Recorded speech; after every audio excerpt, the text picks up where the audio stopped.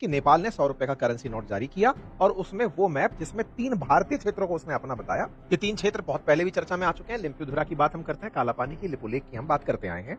हर जगह हमको ऐसा लगता है कि हम विदेश नीति में फेल मारते जा रहे हैं क्या? चाइना अरुणाचल प्रदेश पे बोल दे रहा है, उधर की तरफ से म्यांमार के अंदर से घुस करके लोग नॉर्थ ईस्ट के अंदर परेशानी खड़ी कर दे रहे हैं। श्रीलंका के साथ में हमारा कच्चा तीवू आइलैंड को लेकर विवाद चल रहा है।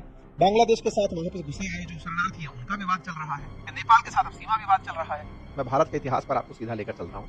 देश पर जब तक अंग्रेजों का शासन था, हमारे देश को कभी इस बात की जरूरत ही नहीं लगी कि बॉर्डर्स होते क्या हैं। ब्रिटिशर्स ने कह दिया कि ये बॉर्डर है तो वही बॉर्डर है, हम वो मान लिया करते। तो भारत ने इन तमाम देशों के साथ में एक ट्रॉमा बॉन्डिंग की हुई है। भाई जैसे भारत के साथ पाकिस्तान की अगर हम बात करें तो भारत पाकिस्तान का विभाजन हुआ, दोनों खूब झगड़े, लेकिन दोनों में ब्रिटिशर्स शासन करते थे। तो हमारे मन में एक भावना थी कि चलो ये खुद के लिए एक देश बना ले गए। उस समय के देश निर्माताओं की थॉट ये थी, लेकिन फिर भी ये अंग्रेजों से नफरत तो करेंगे। चाइना पर भी अंग्रेजों का शासन था, हम पर भी शासन था, और अंग्रेज जब गए यहां से तो हमें लगा कि अब हम सब खुशहाल रहेंगे।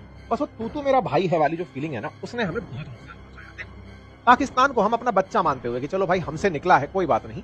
हमें क्या पता था कि हमारे ये जो सह अस्तित्व का भाव है वो उसके अंदर उसके राक्षस को और बड़ा कर देगा, और वो चुपके से कश्मीर के अंदर घुस आता है और आधा कश्मीर पर कब्जा करके बैठ जाता है। थोड़ा समय बीतता है, हम चाइना के साथ ये फीलिंग लेकर चलते हैं कि नहीं साहब, चाइना तो हिंदी चीनी भाई भाई हैं, दोनों में ही इतनी आबादी है, इतनी गरीबी है, इतनी सारी दिक्कतें हैं, हम दोनों साथ उठेंगे, एक दूसरे के खिलाफ कुछ नहीं बोलेंगे। भारत तो अब हमारे ऊपर अत्यधिक विश्वास करता है, विश्वास है तो तोड़ने के लिए होता है, चलो तोड़ देंगे।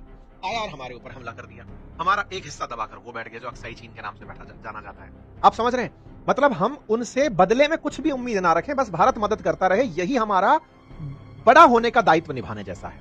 भाई हमने नेबरहुड फर्स्ट पॉलिसी अपना ली, हमारे लिए पड़ोसी पहले है, उसका दर्द पहले है। वैसी वाली फीलिंग भारत ने पर इंद्र कुमार गुजराल साहब जो विदेश मंत्री थे, बाद में पीएम भी बने, उनके समय पर अपना ली।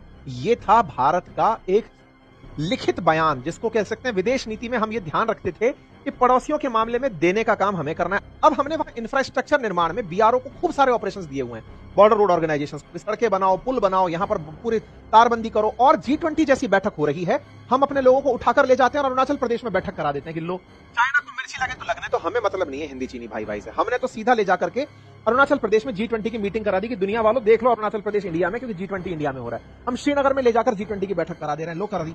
तो कुल मिलाकर के भारत अपना स्टेटमेंट देता है, यानी कि भारत तय करता है कि हम लोग इंडिया फर्स्ट मानते हैं, दिक्कतें तुम्हें होंगी, हमें इससे कोई दिक्कत नहीं। कि ये सब भारत के खिलाफ लोग बयान क्यों दे रहे हैं, क्यों इनके अंदर इतना साहस आ रहा है? असल में इनका वो जो दाना बटता था यहां से वो बंद हो गया है।